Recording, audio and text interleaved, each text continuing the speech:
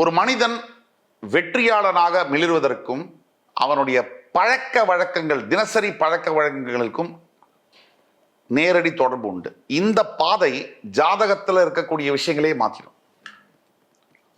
இது பிறப்புடைய ரகசியம். இது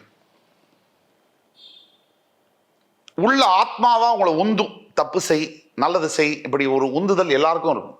அதனால தான் சமுதாயத்தில் பார்க்குறோம், சில பேர் கெட்டதையே செய்கிறான், சில பேர் நல்லதையே செய்கிறான். கெட்டது வந்தாலும் நல்லதையே இருக்கான்.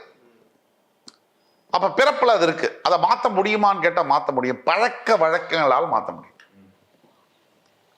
மனசு நொந்து போய் இருக்கக்கூடிய 12 ராசிகளில் இருக்கக்கூடிய நண்பர்களுக்கு நான் சொல்லக்கூடியது, உங்களுக்கு எது பயம் கொடுக்குதோ அதை மறுபடி செய்யுங்க. What makes you feel afraid, you do it continuously. அந்த பயத்துல இருந்து அப்பதான் வெளியே வர முடியும். அதுக்கு முன்னாடி ஒரு கண்டிஷன், அது நல்லதாக இருக்கணும்.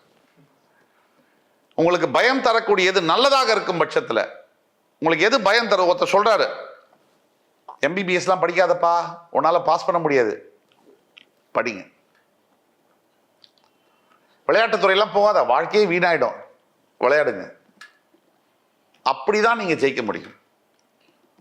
எல்லாத்துக்கும் ஜாதகம் பார்க்கறதும் தவறு, ஜாதகம் பார்க்காமையே இருப்பதும் தவறு.